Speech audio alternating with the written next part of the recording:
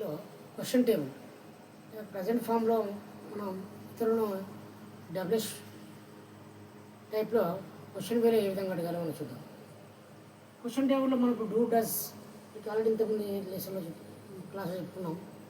Do అనేది IV యూదేకు, does అనేది ఈ షిఫ్ట్ థర్డ్ పర్సన్కి యూజ్ చేయాలని చెప్పి, అదేవిధంగా డబ్ల్యూహెచ్ క్వశ్చన్ అడిగినప్పుడు కూడా అదేవిధంగా మనం డూ డస్ ఫామ్లో ప్రజెంట్ ఫామ్లో ఐవి యూదేకు డూ యూజ్ చేయాలి అండ్ మిగతా వాటికి ఈ షిఫ్ట్ నౌన్కు డస్ యూజ్ చేయాలి.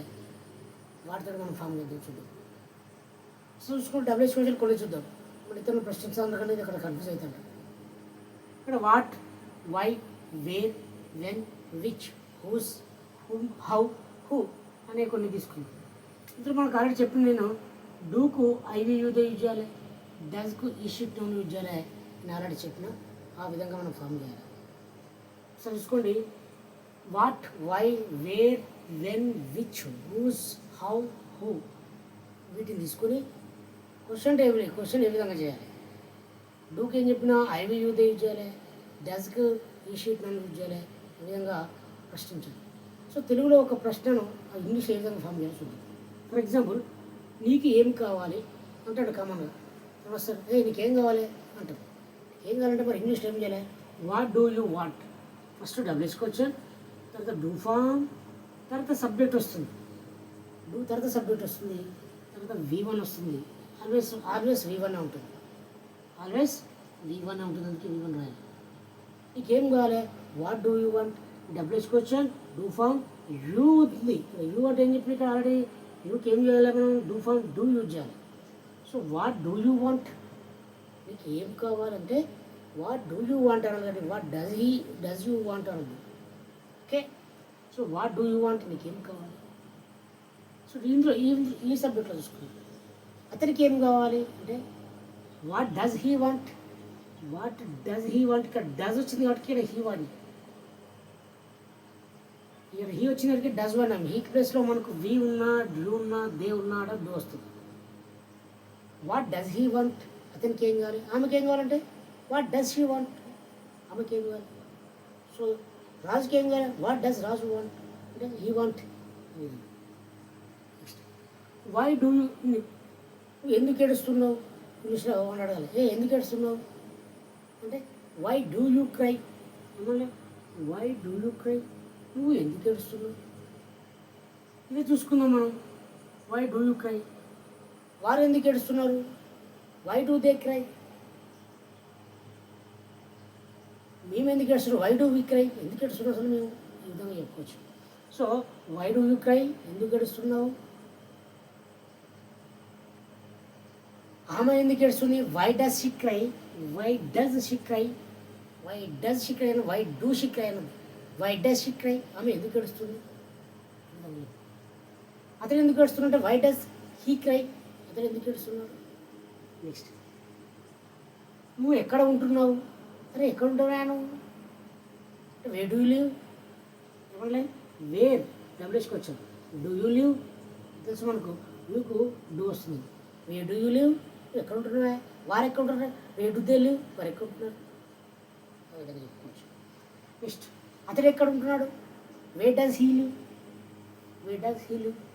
ఈ ప్లేస్లో షీ పెడదాం. ఆమె ఎక్కడ ఉంటుంది అంటే ఈ క్వశ్చన్ ఏంటంటే వే డస్ షీ లివ్, ఆమె ఎక్కడ ఉంటుందా.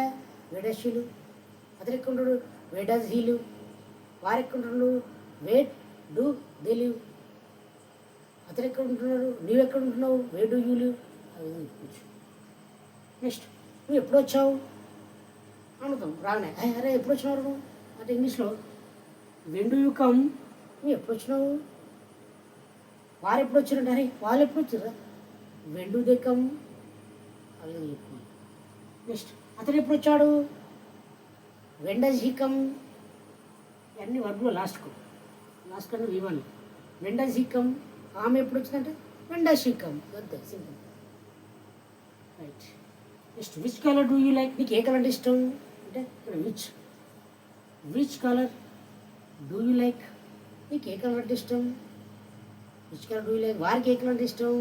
Which colour do they like, మాకు ఏ కలర్ అంటే ఇష్టం తెలుసా నీకు. Which colour do you like, do you no.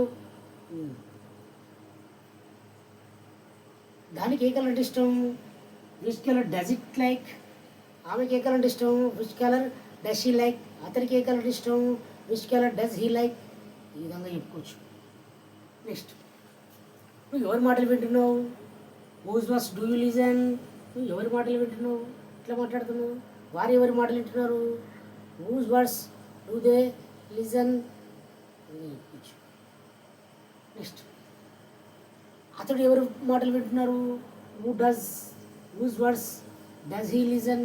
ఆమె ఎవరి మాట వింటుంది, whose words does she listen. ఆ విధంగా చెప్పుకోవచ్చు.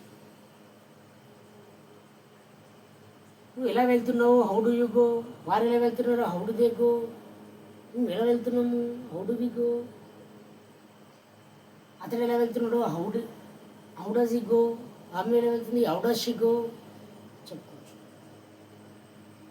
నీకు ఎవరు బోధించారు, ఎవరు చెప్పారు నీకు, హూ టీచర్స్ యూ. వారికి ఎవరు చెప్పారు, హూ టీచర్స్ దెమ్. ఇలా ఆబ్జెక్ట్ వాడుకోవాలి ఇక్కడ. అతనికి ఎవరు చెప్పారు, హూ టీచర్స్ హిమ్. ఆమెకి ఎవరు చెప్పారు, హూ టీచర్స్ హర్. ఆబ్జెక్ట్ చెప్పుకోవాలి ఇక్కడ ఒక్క ప్లేస్లో, సబ్జెక్ట్ ప్లేస్. సో ఈ విధంగా డబ్ల్యూహెచ్ క్వశ్చన్స్ మనం ఇతరులను అడగాలంటే ఈ విధంగా ఫామ్ చేయాలి. మనం ఒక్కసారి రఫ్గా చూద్దాం. నీకేం కావాలి, వాట్ డూ యూ వాంట్. అతనికి ఏం కావాలి, వాట్ డస్ హీ వాంట్. నువ్వు ఎందుకు ఏడుస్తున్నావు, వై డూ యూ క్రై. ఆమె ఎందుకు వస్తుంది, వై డస్ షీ క్రై. నువ్వు ఎక్కడ ఉంటున్నావు, వే డూ యూ లివ్. అతను ఎక్కడ ఉంటున్నావు, వే డస్ హీ లివ్. నెక్స్ట్, నువ్వు ఎప్పుడు వచ్చావు, వెన్ డూ యూ కమ్. అతను ఎప్పుడు వచ్చాడు, వెన్ డస్ హీ కమ్. నీకు ఏ కలర్ అంటే ఇష్టం, which colour do you like. ఆమెకి ఏ కలర్ అంటే ఇష్టం, which colour does she like. Next, నువ్వు ఎవరి మాటలు వింటున్నావు, whose words do you listen. అతను ఎవరి మాటలు వింటున్నావు, whose words does he listen. నువ్వు ఎలా వెళ్తున్నావు, హౌ డూ యూ గో. అతను ఎలా వెళ్తున్నాడు, హౌ డస్ హీ గో. ఎవరిని చెప్పారు, హూ టీచర్స్ యూ. ఎవరు అతను చెప్పారు, హూ టీచర్స్ హిమ్. ఈ విధంగా మనం తెలుగులో ఉన్న వాటిని ఇంగ్లీష్లో ఈ విధంగా మాట్లాడుకోవాలి. ఈ స్ట్రక్చర్ మన ప్రకారం చెప్పిన structure WH question plus do form plus subject plus verb అని వస్తుంది. ఓకే, ఇది స్ట్రక్చర్లో ఉద్యోగాలు అవే, లేకపోతే రాంగ్ అవుతుంది. ఓకే, రైట్ సైడ్ ఇంకో గుర్తు.